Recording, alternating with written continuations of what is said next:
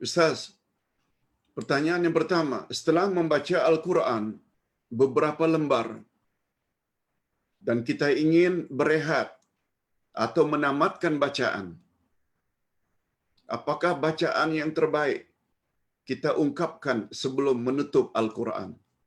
Terima kasih. Maksudnya, apakah ada bacaan-bacaan tertentu setelah kita menamatkan membaca Al-Quran, walaupun 100 ayat, walaupun 50 ayat? Jawabannya, biasanya menutup Al-Quran itu dengan bacaan Sadaqallahul Azim.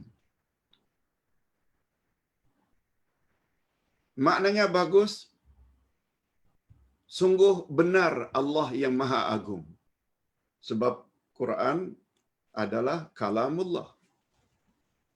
Persoalannya,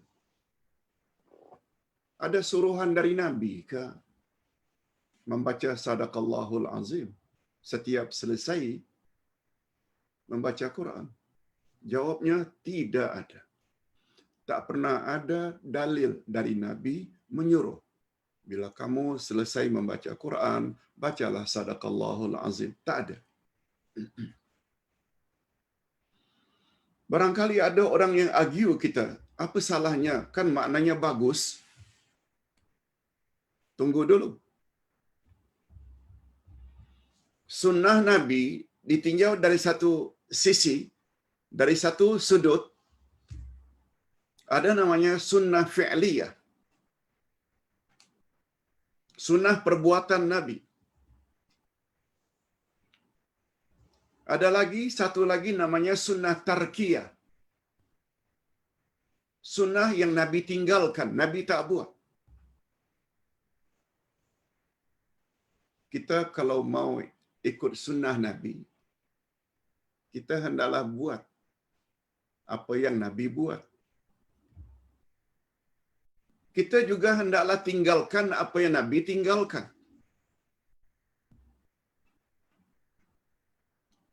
Mungkin selama ini kita tidak tahu adanya pembahagian sunnah macam ini.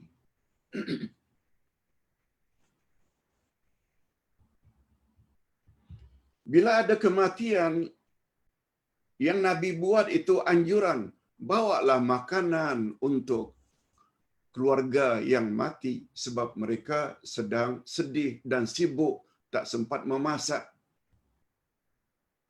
Itu sunnah Nabi. Ketika Ja'far meninggal, saudara Sayyidina Ali, Nabi galakkan, bawalah sesuatu untuk keluarga Ja'far sebab mereka sedang sedih. Kita pula datang ke rumah si mati, makan pula di sana. Nabi tidak buat itu. Nabi tidak buat memberi jamuan kepada yang datang. Yang sunnah Nabi ini, sunnah fi'liyah, beri keluarga yang mendapat musibah itu makanan.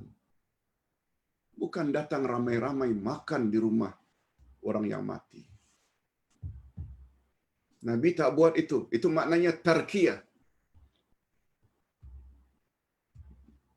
Kalau ingin menjadi orang yang ikut sunnah, buat apa yang Nabi buat, tinggalkan apa yang Nabi tinggalkan. Jangan dengan alasan apa salahnya. Coba dengar. Abdullah ibnu Umar radhiyallahu anhuma.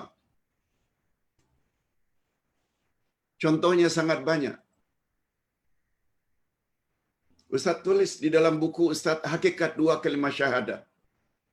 Cuma kitab itu sedang reprint, sebab sudah habis terjual.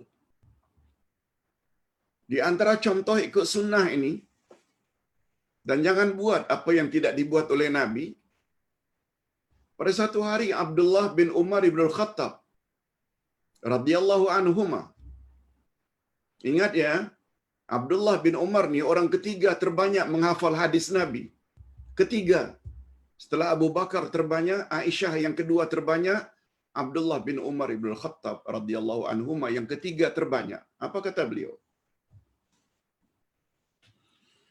Pada satu hari aku dengar sahabat bersin. Acim. Alhamdulillah. Wa sallallahu ala rasulillah. Lalu aku tegur.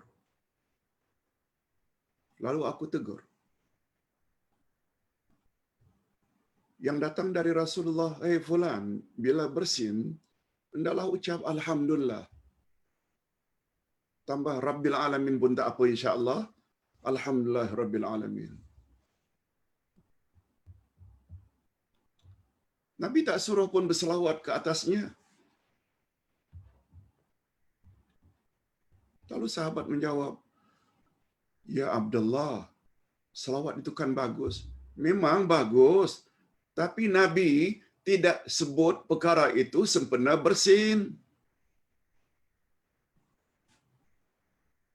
Selawat hendaklah disebut sempena bila kita sebut nama baginda atau berselawat secara umum. Selawat Allahumma salli ala Muhammad wa ala ali Muhammad.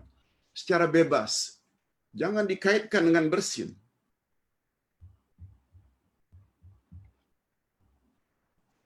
Nabi menyebut kullu amrin zibalin lam yubda bi bismillah fahuwa abtar.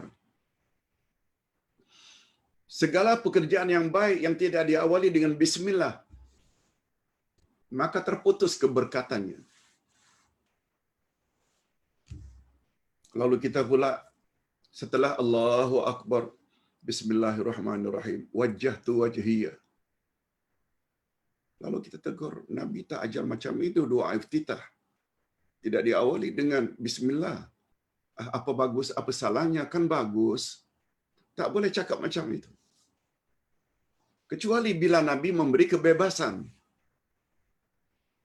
Allah dengan kamu paling dekat ketika sujud. Oleh sebab itu panjangkan sujudmu dan perbanyakkan doa di dalamnya. Nah, kita tambah subhana rabbiyal a'la wa bihamdih, tambah dengan doa-doa yang lain, boleh. Sebab Nabi beri kebebasan.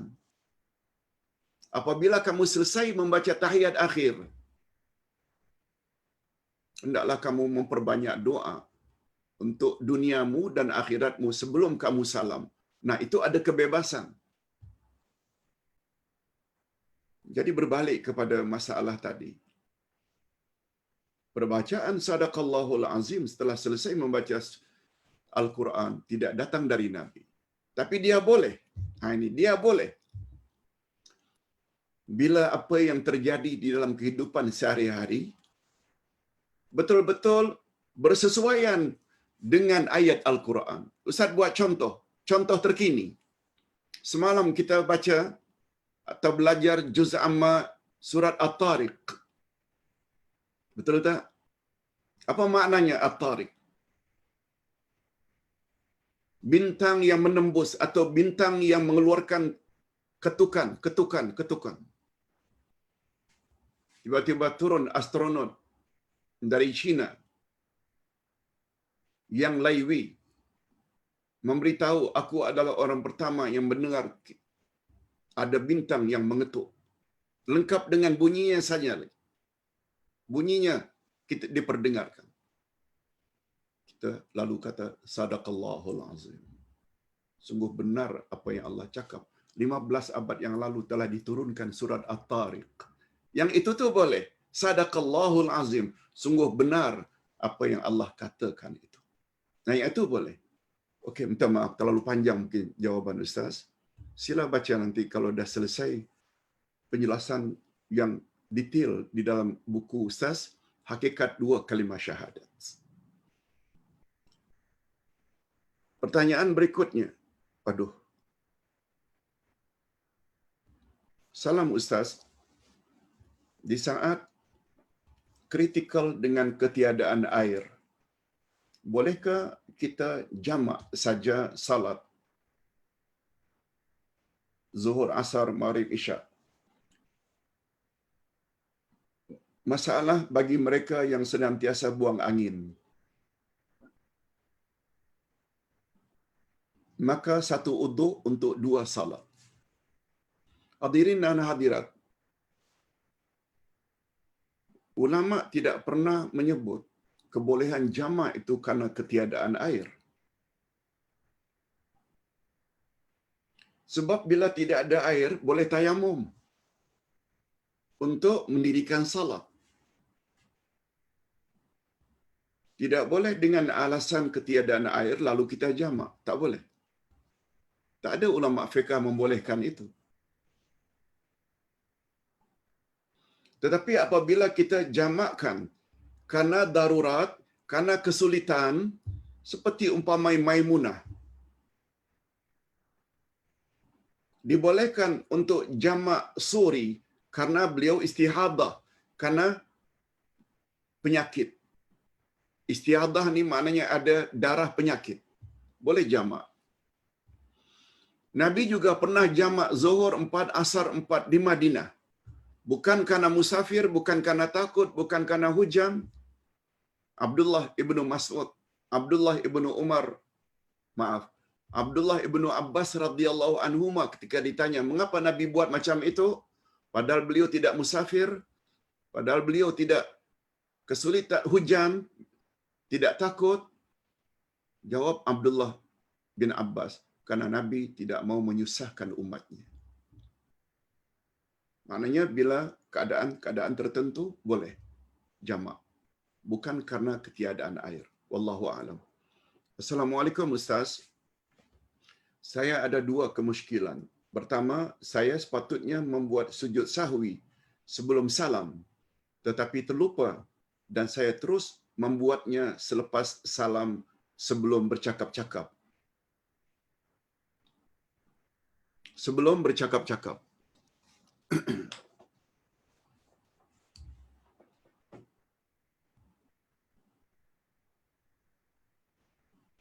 Okey. Hadirin dan hadirat rahimakumullah, Ustaz diingatkan oleh pembantu yang Ustaz terlupa setelah melihat jam 12. Sebab hari ini dia kata, Papa, hari ini kita mula jam 10.30, bukan jam 10. Maknanya kita boleh setengah jam lagi insya-Allah. Okey. Ustaz jawab. Ustaz jawab.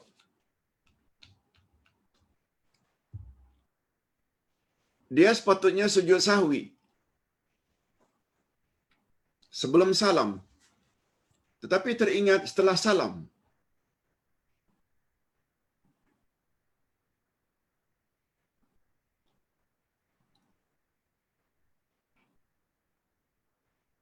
Lalu saya terus membuatnya selepas salam, sebelum bercakap-cakap. Tapi setelah salam.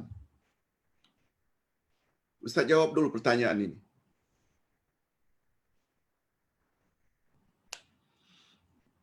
Kita saja yang sudah terbiasa membuat sujud sahwi itu sebelum salam. Tapi sebenarnya yang datang dari Nabi sallallahu alaihi wasallam, yang datang dari Nabi sallallahu alaihi wasallam boleh buat dua-dua. Sebelum salam sujud sahwi 2 kali. Kemudian setelah 2 kali sujud sahwi baru salam. Padahal yang datang dari Nabi, Nabi juga pernah menyuruh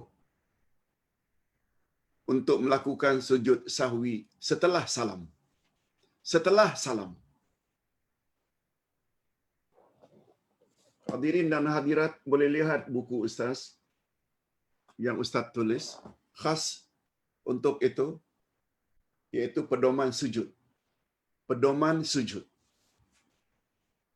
Sujud ada 4. Sujud dalam salat fardu atau salat sunat yang menjadi rukun,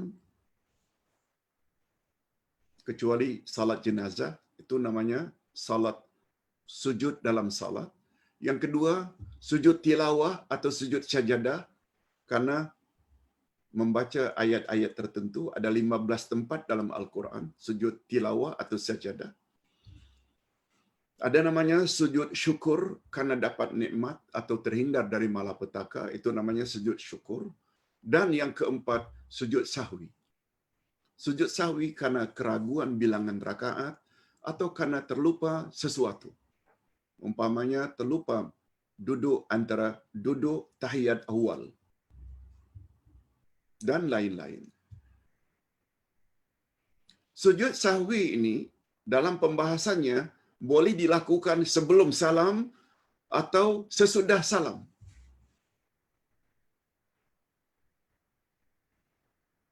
Coba pertanyaan yang kedua,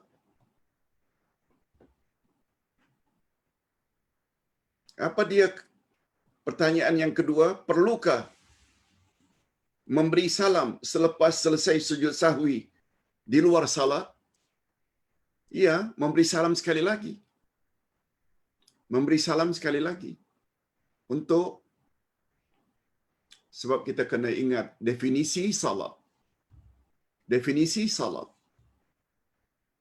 Salat adalah pekerjaan yang diawali dengan takbiratul ihram dan diakhiri dengan salam.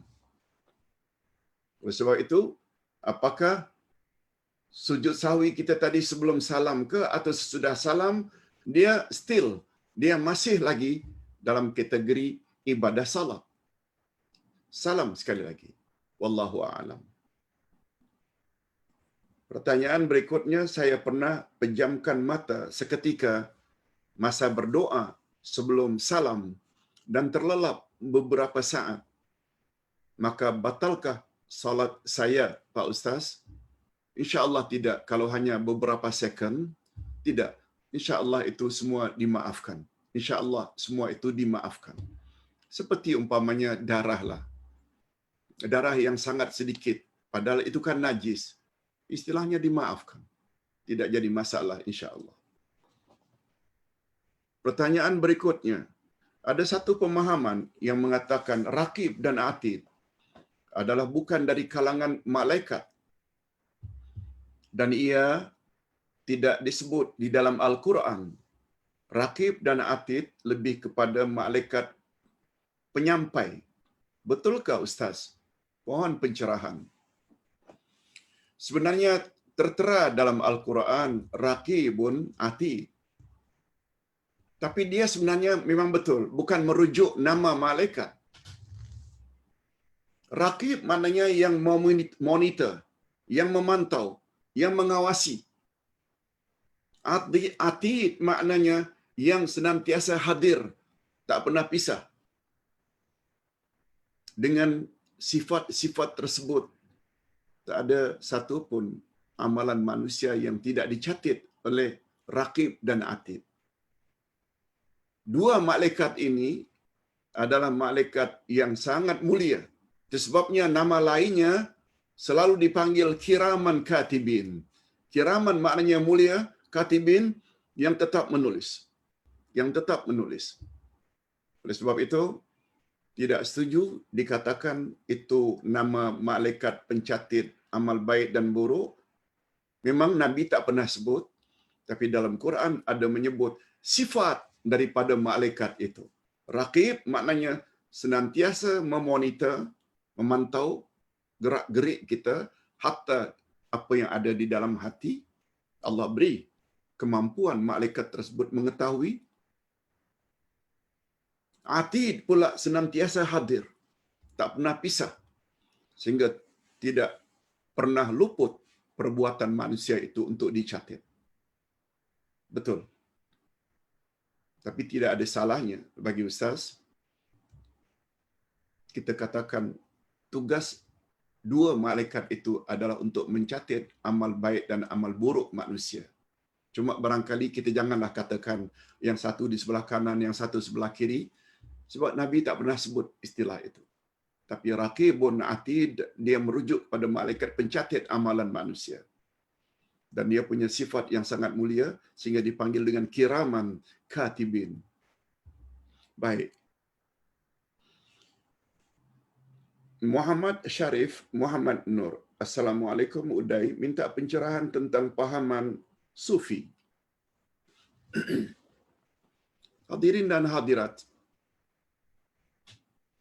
Ulama Islam tidak semua bersetuju dengan istilah Sufi.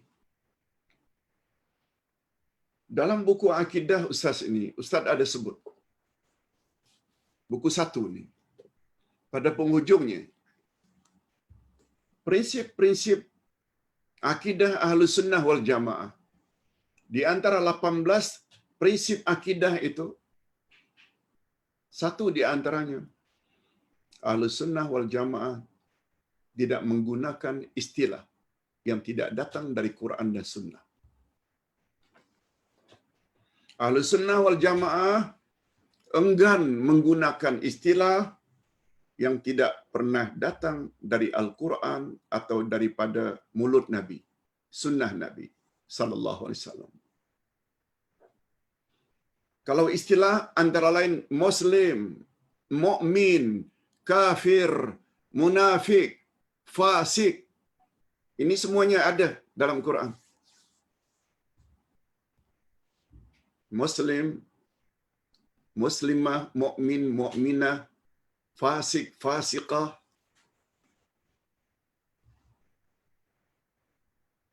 zalim, zalimah.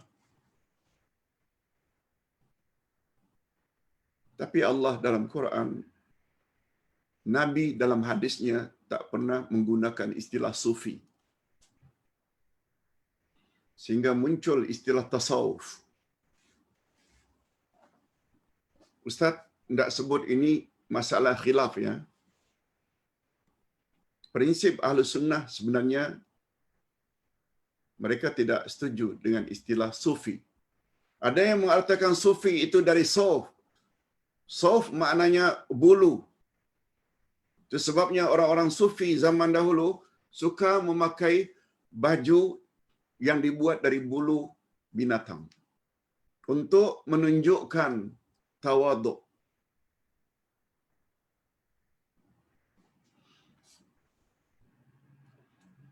Ada lagi yang mengartikan sufi itu dengan makna hikmah. Ada pula yang menghubung kaitkan dengan Ahlus Suffah. Ahlus Suffah ini sekelompok sahabat Nabi yang kerjanya beribadat saja kepada Allah. Cuma untuk keperluan harian mereka selalu minta-minta. Memang ada kelompok itu di zaman Nabi sallallahu alaihi wasallam. Dan Nabi tidak larang.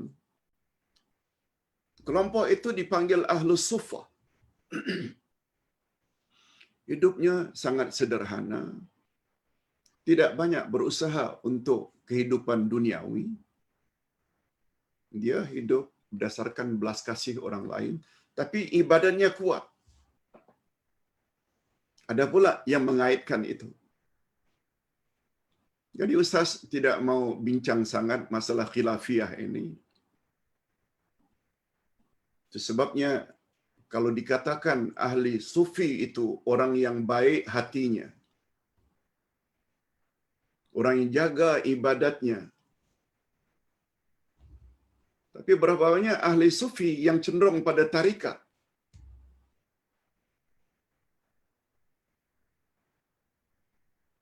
Mempunyai anggapan atau keyakinan yang bukan-bukan. Cara ibadat mereka juga lebih kepada apa yang tuan gurunya katakan. Hadirin dan hadirat, istilah kebersihan hati ini yang datang dari Quran atau hadis bukan istilah sufi. Istilah tazkiyatun nafs, pembersihan jiwa. Tazkiyatun nafs. Allah Subhanahu wa taala berfirman dalam Al-Quran,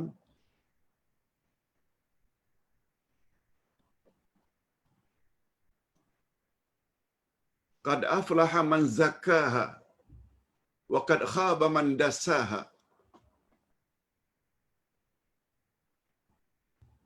Wa nafsin wa ma sawaha. Demi jiwa dan yang telah menciptanya. Qad aflaha man zakkaha. Sungguh menanglah, berjayalah orang yang mensucikan jiwanya. Pensucian jiwa itu istilahnya tazkiyatun nafs. Tazkiyah Dari kata zakat, tujuan makna zakat ini pensucian. Dari dua jenis. Zakat dikeluarkan untuk mensucikan. Bila ditanyakan mensucikan apa, Ustaz? Zakat dinamakan zakat. Makna zakat atau tazkiyah, pensucian. Pertama, mensucikan hati daripada sifat bakhil. Yang kedua, zakat membersihkan harta kita, sebab harta kita itu yang perlu dizakatkan bukan milik kita. Dia milik fakir miskin, milik orang lain. Jadi pembersihan pada harta ini ada dua tujuan, membersihkan jiwa kita daripada sifat lokek, bakhil, kedekut. Yang kedua, mensucikan harta itu sendiri daripada termakan milik orang lain yang mesti kita keluarkan. Jadi istilah pensucian jiwa ini adalah tazkiyatun nafs. Ustaz ada bukunya yang dikarang oleh Said Hawa, namanya tazkiyatun nafs. Yes, ini istilah betul. Pensucian jiwa. Cara mensucikan jiwa, qad aflaha man zakkaha wa qad khaba man dassaha. Sungguh banyak dalam Al-Quranul Karim. Di antara cara mensucikan jiwa antara lain dengan salat, berzikir, puasa, itu semua tahajud, witir dan lain-lain. Wallahu a'lam. Oleh sebab itu, lebih baik kita gunakan istilah tazkiyatun nafs kalau hendak belajar ilmu-ilmu yang ada kaitannya dengan jiwa ini.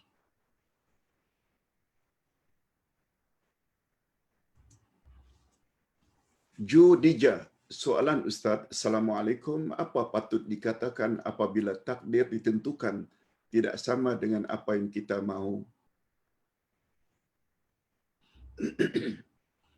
Apa patut dikatakan apabila takdir ditentukan tidak sama dengan apa yang kita mahu? Itu sebabnya Judija, kita kena ingat balik martabat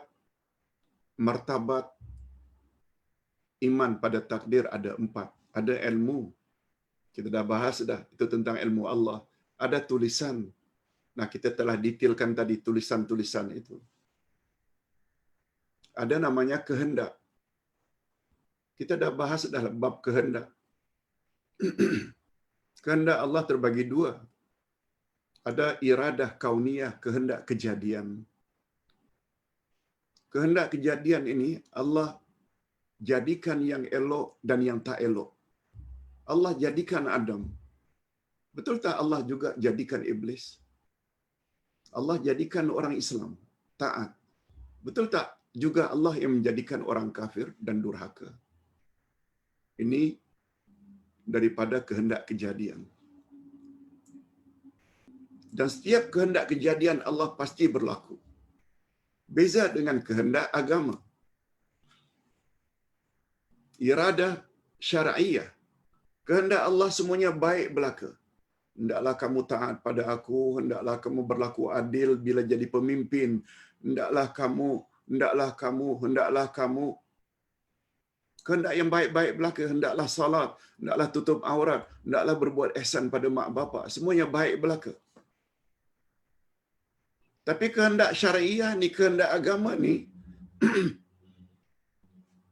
tak semestinya berlaku sebagaimana kehendak Allah. Kehendak agama, Allah cipta langit, Allah cipta manusia dan jin supaya mereka beribadat pada Allah saja, mentauhidkan Allah. Tapi apa yang terjadi dalam realiti? Betul tak kafir menyekutukan Allah lebih banyak hari ini hidup di atas muka bumi daripada yang beribadat hanya pada Allah?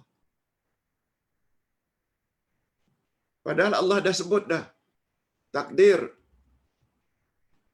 azali, takdir yaumu mitsaq, takdir umri dalam rahim, takdir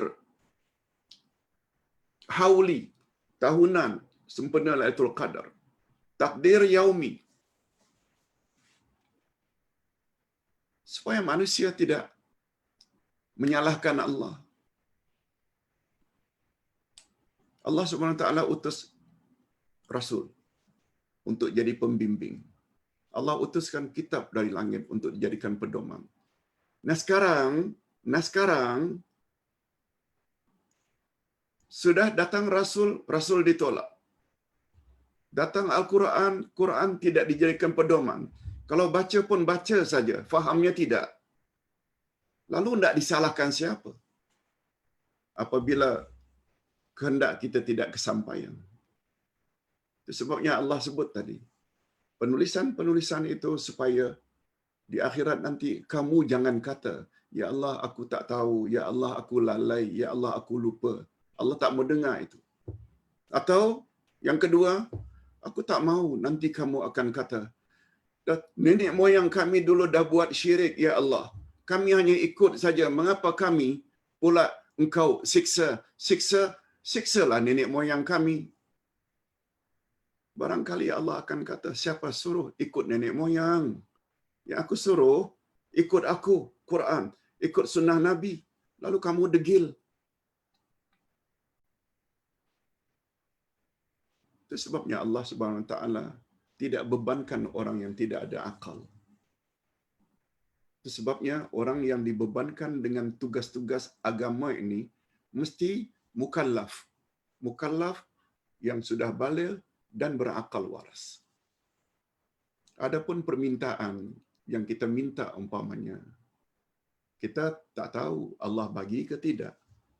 Bila apa yang kita minta Allah tak bagi, bukan bermakna tidak makbul. Sebab makbul doa itu ada 3 jenis. Kadang-kadang Allah bagi sesuai dengan yang diminta. Yang kedua,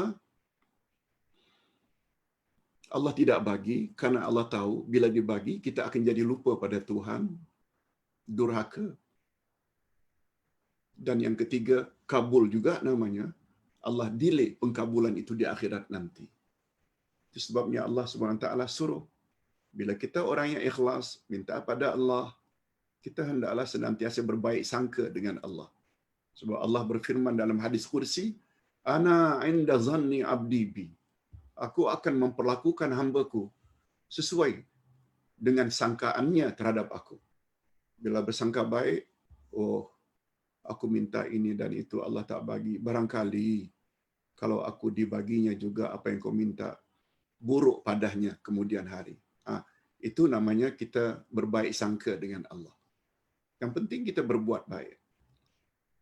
Allah bagi ke tak bagi ke, itu terserah pada Allah. Ustaz tertarik sangat dengan istilah you are what you think. You are what you think. Engkau akan dapat sesuai dengan apa yang kau memfikirkan. Bila fikir kita buruk, buruk sangka pada Allah, buruklah jadinya. Berbaik sangka saja kepada Allah Azza wa Jalla. Yang penting kita senantiasa taat kepadanya. Wallahu a'lam. Jamaiyah Hanif, soalan Ustaz. Assalamualaikum. Selain daripada zikir selepas salat, adakah Nabi SAW menganjurkan kita berdoa usai salat? Maknanya selesai salat kita berdoa. Saya jadi keliru sebab ada pendapat yang kata tiada doa selepas salat. Tiada doa selepas salat ini pendapat yang salah. Sebab di antara timing yang sangat makbul untuk berdoa adalah selepas salat. Selesai salat. Cuma barangkali yang dimaksudkan tiada salat setelah tiada doa setelah salat, beramai-ramai imam berdoa, yang lain mengaminkan. Nabi tak pernah suruh ini. Yang Nabi suruh doa masing-masing. Hadirin dan hadirat serta para pemirsa yang saya hormati. Hadis Nabi ju'ilal imam liyu'tamma bih. Imam dijadikan imam untuk diikuti.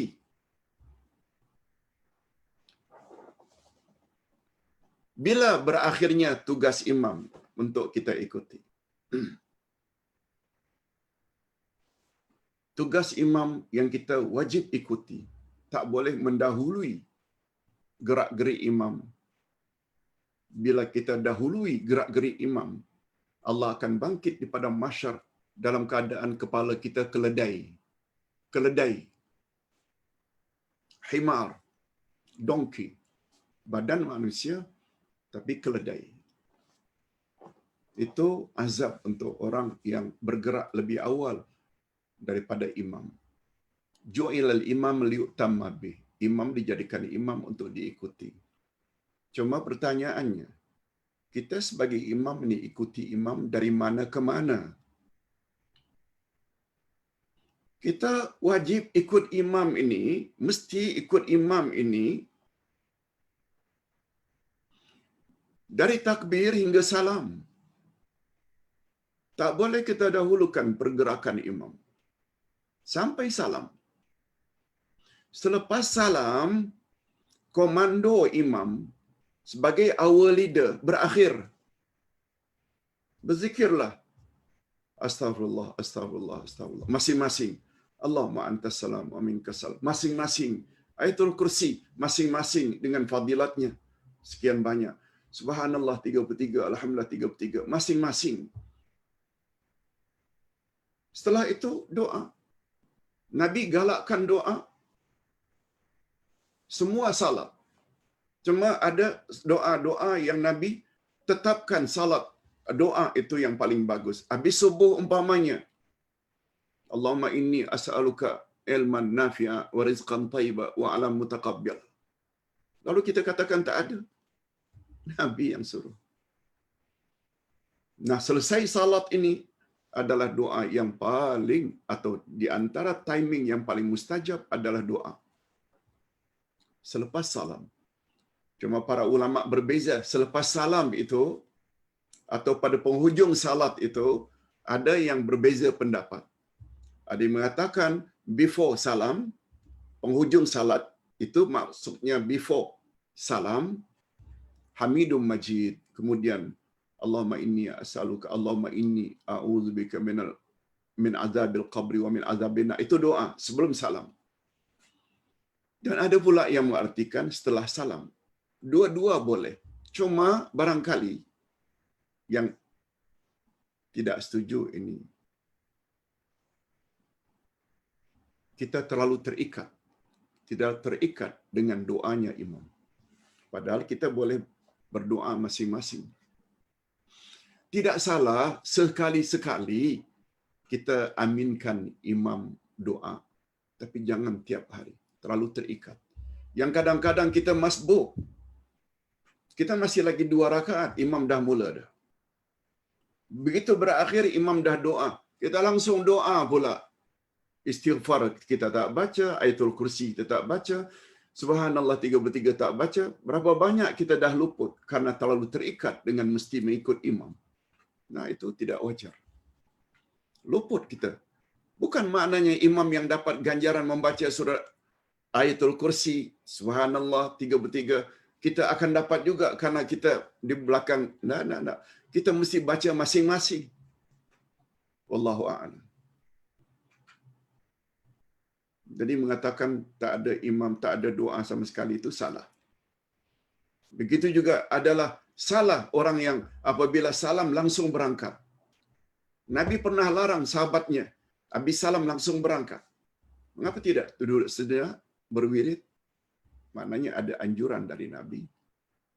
Termasuk doa. Cuma doa sebaiknya masing-masing.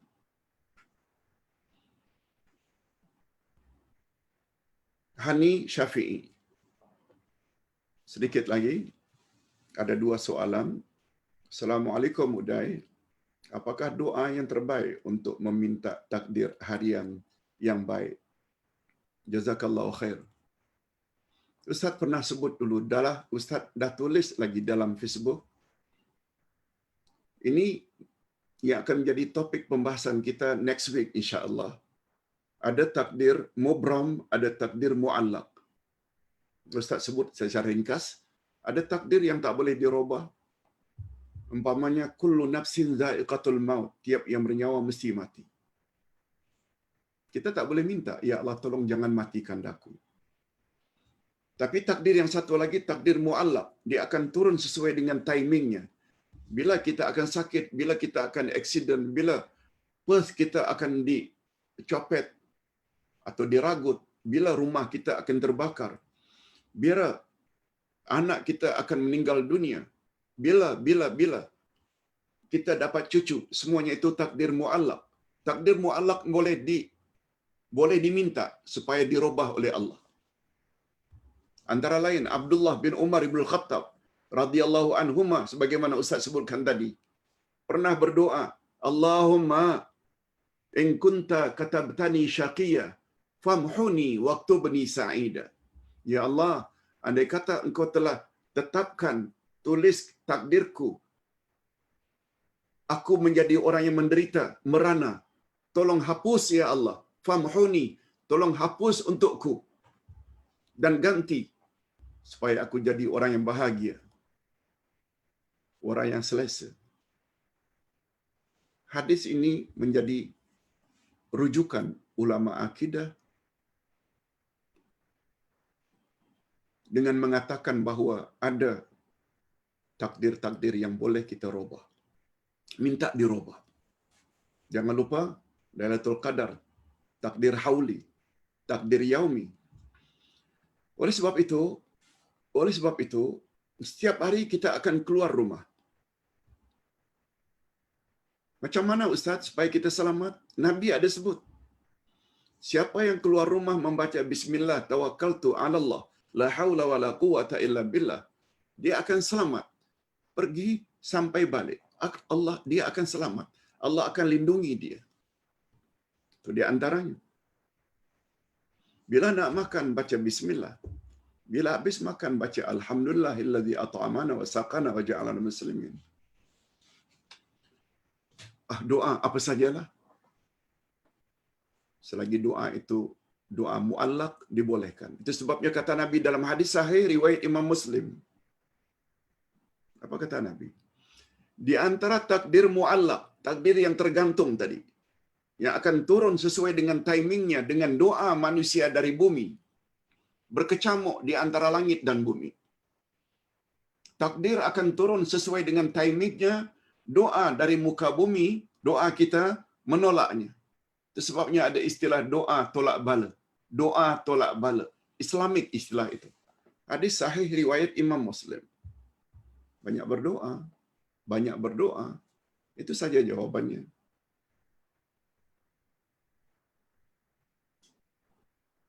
Begitu jawaban ringkas dari Ustaz. Cuma Hani Syafi'i, jangan lupa minggu depan pembahasan itu akan kita luaskan lagi. Habsah Ismail. Assalamualaikum Ustaz. Mohon penjelasan Ustaz sekiranya kita membaca surah di dalam salat. Misalnya, kita terbaca tidak mengikut turutan. Contoh surah Al-Zalzalah. Saya baca ayat 8 dahulu, baru ayat 7. Zalzalah. Dua ayat yang terakhir, 7 dan 8, kan bunyinya, فَأَمَّا فَمَنْ يَعْمَلْ مِثْقَالَ ذَرَّةٍ خَيْرًا يَرَهُ وَمَنْ يَعْمَلْ مِثْقَالَ ذَرَّةٍ شَرًّا يَرَهُ. Hadirin dan hadirat, masalah terlupa itu masalah yang dimaafkan oleh Allah Azza wa Jalla. Asalkan jangan kita lakukan itu dengan sengaja. Tidak ada masalah. Dan salatnya tak perlu diqada. Tak perlu diqada. Sebab dua, coba ya sedikit uraian tentang ayat itu. Pertama sekali, Nabi pernah menyebut, dua ayat terakhir surat Zalzalah itu dipanggil oleh Nabi dengan gelaran ayatul jami'ah. Ayat yang komprehensif. Ayat yang menyeluruh. Betul tak pergerakan kita ini selagi di muka bumi kadang-kadang baik, kadang-kadang buruk. Sedangkan ayat pula mengatakan, siapa melakukan amal baik walau sebesar atom, akan diperlihatkan kepadanya di akhirat nanti dan selanjutnya dia layak mendapat pahala. Siapa buat amal yang jahat walau sekecil atom, dia juga akan diperlihatkan dan selanjutnya dia akan diazab. Rahasianya Allah sebut khairan yarah, baik dulu. Sebab Allah Subhanahu wa taala ini, Allah Subhanahu wa taala adalah Ar-Rahman dan Ar-Rahim, penyayang, pengasih. Dia sebut dulu khairan, baru syarran kemudian. Ya sepatutnya macam itu. Tapi andai kata Hafsah tadi terbaca, tersalah, tidak jadi masalah insya-Allah. Hanya saja jadikan ingatan selalu, jangan terbalik lain kali. Wallahu a'lam. Terakhir, Roshani Osman. Assalamualaikum Ustaz. Saya kurang faham tentang takdir hauli. Pak Ustaz kata boleh minta doa, jangan matikan aku tahun ini. Doa masa malam Lailatul Qadar. Soalan saya, macam mana dengan yang kita selalu dengar, tidak lambat atau cepat walaupun sesaat pun bila tiba masa kematian? Adakah dengan berdoa begini masa kematian kita boleh dirubah? Mohon pencerahan Ustaz. Bagus. Ini yang Ustaz akan bahas pada minggu akan datang. Tapi untuk pencerahan sejenak, takdir ada dua. Kalau tadi takdir penulisan yang 5 itu penulisan takdir. Tapi takdir itu sendiri ada takdir mubram, takdir yang pasti. Yang pasti ini memang tak boleh diminta. Contohnya, ya Allah, jangan matikan aku. Betul tak setiap manusia mesti mati? Kullu nafsin za'iqatul maut. Tiap yang bernyawa mesti mati. Yang tak mati hanya Allah. Permintaan macam itu tak boleh. Itu mubram. Mubram maknanya hatmi. Hatmi itu pasti. Takdir mu'allab. Tergantung. Bila kita akan mati. Itu tergantung. Itu sebabnya Nabi Muhammad sallallahu alaihi wasallam bersabda, "Man sarrahu ayutala fi umrihi aw yusa'a lahu fi rizqihi falyasil rahimah," atau kama qala. Siapa yang ingin umurnya panjang dan murah rezeki, hendaklah dia menghubungkan silaturahim. Maknanya silaturahim ini salah satu cara untuk panjang umur. Salah satu cara untuk mendapat panjang umur dari sisi Allah. Minta jangan mati tak boleh. Itu adalah hatmi atau mubram. Minta supaya panjangkan umur, apalagi dengan tekad supaya saya boleh memperbanyak bekal akhirat nanti. Itu takdir mu'allaq. Mu'allaq maknanya tergantung. Bila akan dicabut nyawanya? Bila? Kita tak tahu. Lalu kita minta. Minta panjang umur dibolehkan. Minta panjang umur dibolehkan. Sama ada kita minta itu ketika takdir hauli. Takdir hauli ini sempena Lailatul Qadar. Atau takdir yaumi. Takdir yaumi. Iaitu setiap hari. Tentu saja doa tak akan berlaku pada takdir azali. Takdir yaumu mitsaq, hari perjanjian di alam roh. Juga takdir umuri, sebab kita dalam perut ibu. Tapi doa ini boleh Allah robah takdir yang tak elok ini. Sama ada takdir hauli, sempena Lailatul Qadar, takdir tahunan, atau takdir yaumi. Banyak-banyaklah.